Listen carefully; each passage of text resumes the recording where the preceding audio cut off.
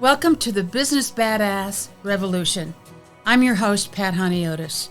We're here to talk about doing business from the inside out because being an entrepreneur shouldn't suck.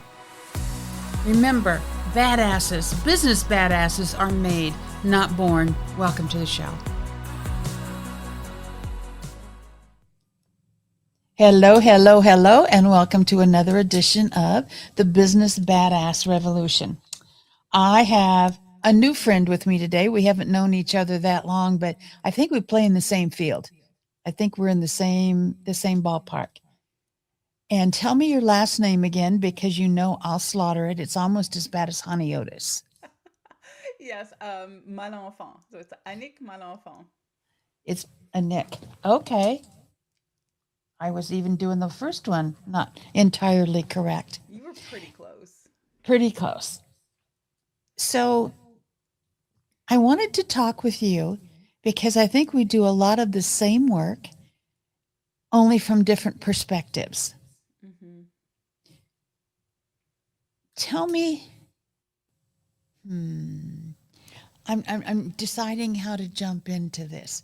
So, Business Badass Revolution is all about business from the inside out, with the idea and the concept that we need to know who we are, our patterns, our habits, our beliefs, before we can really effectively 100% have an effective business. I mean, we can do all right without it, but it's getting into that inside stuff and understanding us that will really make it fly. Is that a fairly accurate description of what you do? 100%. Oh, all The right. outer experience is a reflection of the inner one. So for me, everything starts from the inside out. So I know that we definitely have the same vision when it comes to creating success. Okay. And like I said, I think we just take two very different points of view of approaching it. So what is who is your client? Who is the person that is going to respond to your work the way you do it the best, Anik? Mhm.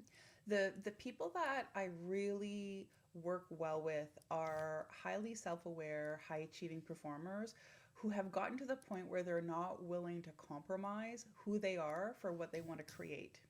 And so Cool. they've been successful and they've, Exact. gotten the zeros and they've checked off those boxes and there's still that something that's missing. And There's that something there. something is a part of themselves. And Got so it. that's the bridge that I love to create for my clients.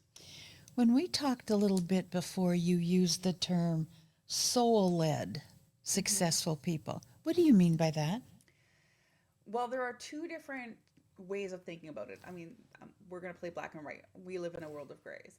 I got But it. you can use the strategic approach, which is very mathematical, very analytical, very strategic. And then for me, soul led is about blending all parts of who you are, your intuitive wisdom, your core desires, your most important values.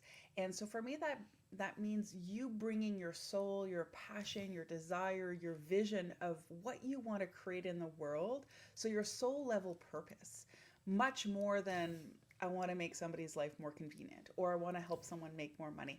The bigger, broader why of what you're doing. So for me, that's what soul led means is you're really Okay. anchored into that deep soul level why. Okay. All right. So, how do you how do you approach that with your client? How does your client know what you do, or how do you know that this is the person for you? Well, like everything else, it's a feeling. So I can usually tell within a 5 minute conversation with someone whether they're a good fit for the type of approach that I use. And one of the criteria is that capacity to be self reflective and to take Yes. ownership of what you're there to create. Also, to have the courage to reach for what you want to create. So, those two elements need to be in play for the type of work that I do to have value and significance. Otherwise, we're just going through the motions. I get it. I get it. So I work directly with the subconscious mind. My feeling is that you do too. My Okay. favorite friend. Oh, I know. Don't you love it? I It is so know. fun. It is so fun for me, just all the things you can discover. And one of the things I find with my clients is, I'll be asking questions to quotes, get them there, and they'll say, what does this stuff have to do with my business? What does all this personal stuff have to do with my business? Well, it does, and you'll learn about that. And then the other thing I get a lot is, well, if it's subconscious, there's nothing I can do about it. Oof. And that, no, yeah, exactly, exactly. I really believe, and it's shown to be true, that we have a subconscious wound belief about ourselves that is our major stopping point. Now, like I said, we go after it a little bit differently, but I think we're on the same page as as Yes, as far 100%. as that's For concerned. me, that is such a powerful portal, and I want to expand on what you're sharing, because I think this is the misconception about the subconscious. People assume that the subconscious means the gray matter between your ears, but that's not at all the case. The subconscious is all that you are. It's your energy, it's the vibe that you put out when you walk into a room, it's your instant reaction, it's your inner knowing, it's your Yes. highest wisdom, it's what generates and creates, your homeostasis in your body, whether you're healthy or whether you're dysfunctional in your health, right? So it's actually so much more than just the thoughts that you think. It's Yes. how you express yourself in every human way. Yes. Yes. All right. Ooh, that's a great definition. I'm going to have to go back and listen to this and write it out and use that. I'll give you credit though, Nick. Okay. So, what's the point where someone says, I need to talk to a Nick? What's happening in their life? What's going on for them? It's that invisible ceiling, it's that wall, it's that inner knowing, it's that call. And I can't tell you how many times I've had somebody say and go, I read something or heard you speak and I felt like you were in my head using my words. Yes. And that's essentially what it's like working with the subconscious. And I know that you know Yes. this, it's you're basically plucking the limiting belief from their field and Yes. reflecting it back to them so they can see it in a different way. And really, that's they've gotten to a point, and I prefer that they reach out to me before they hit that breaking Yes. point. Yes. Oh, unfortunately, a lot of people need to find themselves, in that spot, but you can actually create change well before then. So most of my clients are very proactive in how they show up, and some of the clients that I work with are like, all right, I should have called you 3 months ago, but here I am. I So I either really or is fine. Either or is fine. I like being the person of last resort. And I've had people say this to me, you're my last resort. And I go, good. Okay, Yeah. because it means They they've got nothing to already. lose. That's Yeah. right. That's Yeah. right. So, what's the moment when someone realizes, this isn't a strategy problem, it's not a concept problem, there's something deeper running the show? When is that moment for them? When do they get there? It all for me happens in the self reflection. So I actually have what I call a pillar assessment that I have people go through. And I've had clients show up and they're like, I have a strategy problem. I'm like, all right, let's look at that. And I get them to fill out, I think it's like a 5 or 10 page questionnaire. And through that process, they recognize that, okay, well, I actually don't know what my values are. And I'm not really 100% sure if Wow. I'm focusing on the things that light me up, but I'm spending a lot of time on the things that drain me. And so through that process, it's kind of a guided way for them to gain that self awareness of being like, strategy is like 5% of your problem. The real core issue, and this is what happens through the pillar assessment, it shows us where those sticky spots are and they feel them when they fill out the questionnaire. Yes. And Yes. so that's one process that I use. Some people, we actually don't even need to go through them. I'll ask them 3 or 4 intuitively guided questions, and it'll be like, all right, so why are you doing what you're doing? And they're like, I don't know. And I'm like, that's our problem. So sometimes it's they're really attached to, it has to be a strategy problem. So I'm like, all right, fill out this 10-page questionnaire, because I don't like to take their power away by trying to convince them otherwise. For me, the power in the subconscious is in the self-awareness and the Yes. self-identification. Otherwise, I'm just one other person telling them what to think, and that's not my role. And here's the thing, people like you and me are accused of, and I'm using that lightly, of being, oh, it's just that woo stuff again. Just all that woo. How do you address that? Because it's definitely not woo. But anyway, go ahead. It doesn't really come up a lot for me. Okay. I have a corporate background. I work with numbers. I love strategy. I love quantum physics. I love that Okay. kind of advanced science. So for me, this is the scientific breakthrough that we are on the edge of that we don't yet understand. And so for me, the subconscious mind already has so much proof attached to Yeah. how it creates. And I tend to attract clients who are already open to the idea, even though they might not understand the mechanics of it. Got it. Got it. And so they do Okay. come with a certain level of openness through the Okay. process. So for me, it's like it doesn't matter if you believe in the superconscious, or if you believe in quantum physics, or if you're an atheist, because the data is there, no matter which way Yes. you want to look at it. Yes. Yes. I've been doing a lot of research lately. There's like a lot of stuff that I just know. I'm one of those. Mm. Okay. But I'm also realizing that more and more of the people that I'm meant to work with want the data. And that hasn't been quite so prevalent until the last few years. And so going back and and there is data. I never really knew there was that much. There's so It's, much data. oh God, it's amazing. It's It's a amazing. rabbit hole of data. I know, I know. I can get lost in it, what is it, Chat GPT or the internet at, you know, 11:30 at night, just doing all the research because it gets really interesting. Can you share an example of a client that we're connecting the dots between their inner wiring and their outer results, connecting those two where they really changed. Their outer Mm. results really changed. The client that comes to mind is one of my clients came in with, um, I want to say in desperation, because that was the energy that she was in. She's like, I've reached my salary plateau. This is as much money as I can make, but I'm a single parent of two boys and they both want to be in football. And things are going to get expensive. So their strategy was, I need to go back to university, get a 4-year degree so that I can apply for these jobs where I can make more money. So that was going to be like a 5-10 year process. And as soon as she walked in, I looked at her and I said, I am feeling that right now, if you believed in yourself and your capacities and all the years of experience that you already have behind you, you could make $12,000 more right now.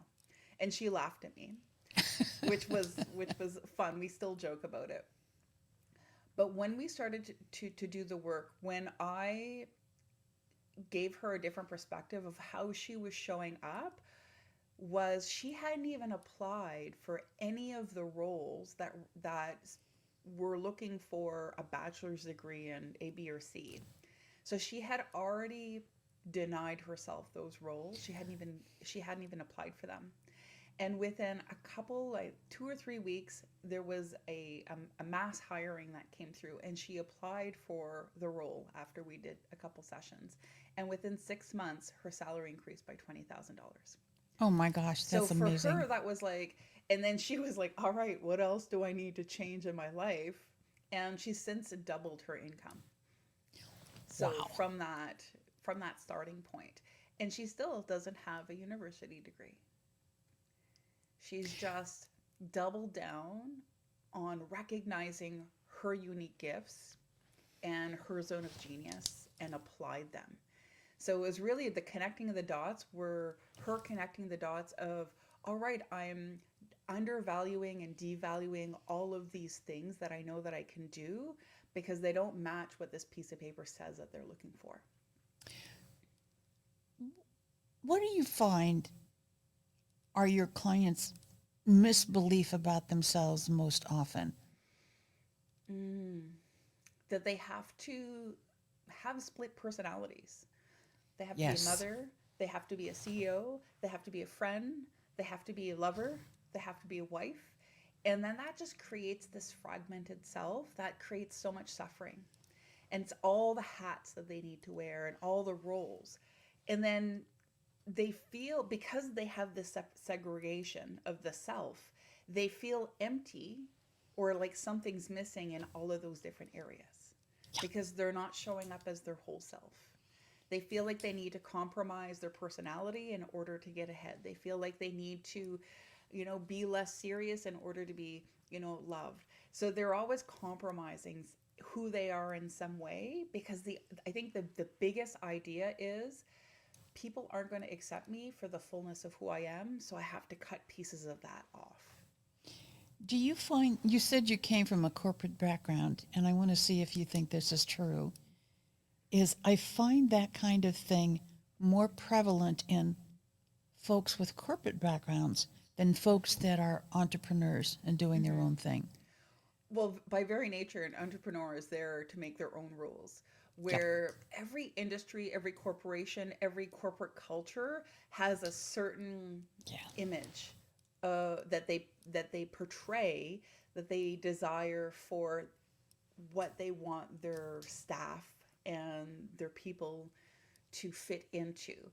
And the disconnect is, one, sometimes the corporate culture is more of a fancy motto on a wall and not an embodiment of their core values, which is problem number one.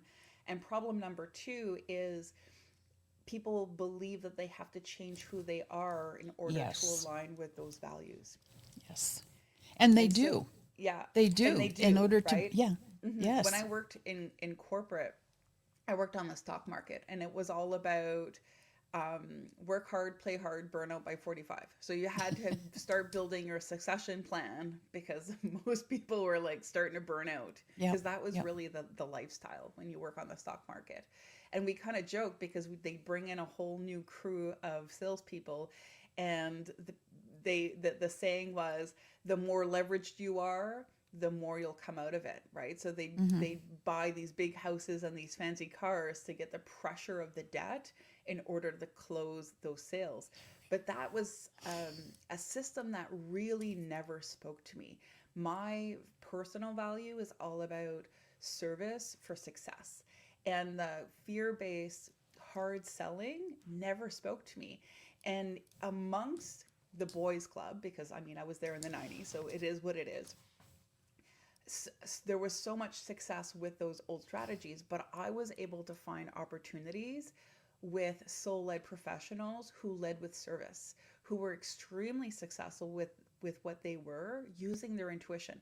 So even in that industry that has a certain mentality, when you hold true to what's right for you, you'll find those opportunities Right. within you. And I've seen this with so many clients. Well, in this industry and in labor markets and in the government, this doesn't happen, Anik. I'm like, let's try it on for size. Let's see what happens. Well, I've just checked off the next 4 questions that I was going to ask you because you just went right into it. Thank you. No, that's pretty cool. That's pretty cool.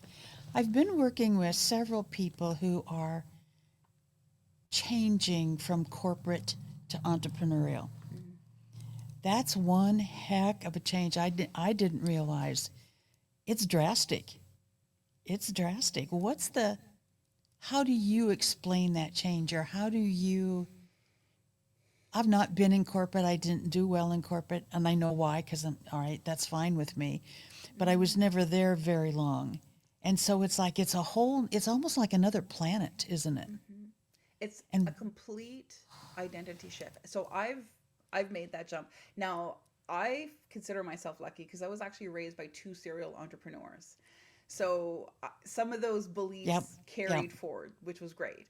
yep, But what happens is one of the core beliefs that really holds people back from going from corporate to entrepreneurship is the belief that the corporation creates more security than they can create for themselves. yes, Right? So they're like, well, I've got this safe paycheck and I need to rely on other people in order for my security to happen.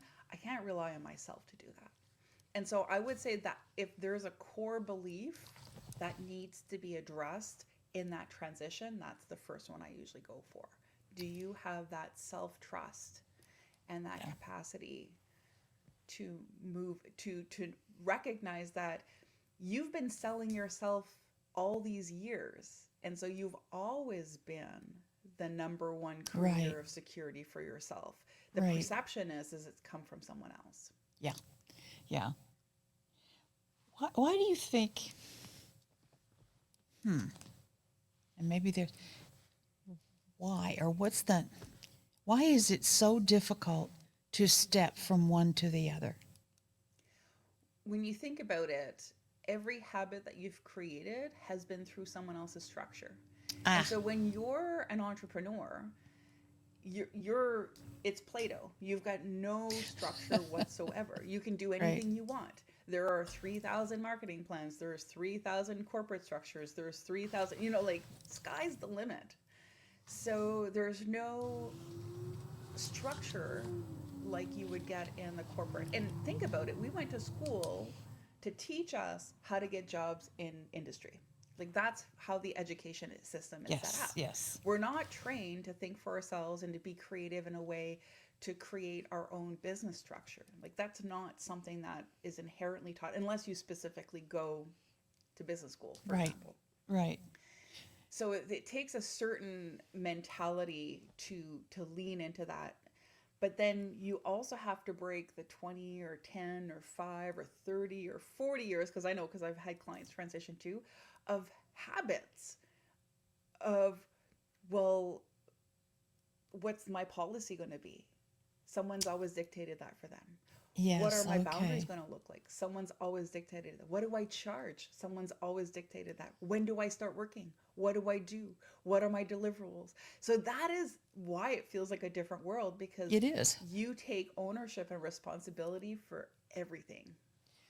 One of the things I found, and I'm checking in with you from the corporate side, is they have a really hard time being what I call straight or upfront or completely honest. And it's not that they're lying, it's just like they soft soap everything. Do you know what I mean by that? Well, there's They, always, think of the PR, right? So in a corporation, it's always about the spin. that's okay. And so it's actually it becomes part of how they engage with each other too, which can Exactly. be helpful or harmful, right? So because there are so many different personalities within an organization, sometimes you can't just hard truth someone, I because get it. that Yeah. colleague Okay. may or may not have that capacity to really hear the benefit of that constructive criticism or feedback, right? So I think because of um, the level of risk when you have all these personalities that are put together, not necessarily in synergy with each other. And so that's one of the issues that I see in greater organizations. So when we look at the inner work with the individual, there's also the inner work of the organization. Yes. And so Yes. sometimes you just get a whole bunch of random people working together that aren't in sync. And so you're hedging your statements and your Yeah, you're comments. hedging your bet. Yep. Exactly. And so when it Okay. comes to being real raw and honest with yourself, that's just a habit that you carry forward. Okay. Okay. Do you find that to be true? That it's harder for corporate to change to entrepreneurial and be that straightforward? And I'm not going to sit here and say all I entrepreneurs are that I would say that straightforward it because they're depends not. more about the person than it does about Yeah. the transitional path. Okay. Because some corporate people break out and thrive in entrepreneurship, and other people who are entrepreneurs transfer to corporate and die there. Right? So it all I get depends, it. I get it. yeah, on the subconscious structures and patterns and Yeah. programs. Yeah. Yeah. So, what's one question our listeners could ask themselves this week that would tell them that an unconscious pattern or an unconscious belief or subconscious pattern of belief is really the one running their business? Mm, that's a great question. What am I doing in my business because I feel like I have to, and not Ah, because it brings me to where I want to be? perfect. Cool. Yeah. That's cool. Because I like sometimes, that. like, all the trends and everything, we jump on them without thinking, well, it's working for other people, so I should probably be doing it too, without even reflecting on, yes, but is this the right fit for what I'm doing, where I'm going, who I'm serving, and what I'm meant for? I remember being in a coaching session one time. It was a group coaching, right? And we were writing some copy, and my copy is usually a little bit different because I'm a little bit different, right? And one of the ladies says, "You can't say that." And my coach says, "Well, yeah, because anything else wouldn't work. So what works for one person doesn't work for another. And you just have to be brave enough to say, okay, I know this is going to go against the norm." You know what I mean? So one of my key lines is being an entrepreneur shouldn't suck. And that's on my business card. And then the picture that goes with it is me sticking out my tongue like this. My daughter had a hissy fit. She told me how unprofessional it was. But you know what? The right people pick that card up. Mm-hmm. It's just fun. And many people wouldn't even consider doing that. You know what I mean? Yeah. So it has to be the individual. Well, I think especially with how connected we are and how flooded the markets are, this is where individuality really allows us to shine. And so leaning into our truth has never been such an opportunity for personal growth and success. Yeah, great. What are 2 things or 2 concepts that you would like to make sure our listeners take away from our conversation today? You don't have to sacrifice who you are to be successful. Yes. All right. And the next one is, if you don't know what your core values are, you'll just impose someone else's on yourself. Yeah. So I think that's for me, the utmost important is make sure that you have a deep connection to your core values and that they're yours, not just borrowed blueprints from someone else. Right. What would you like to close with? What would you like to leave us with?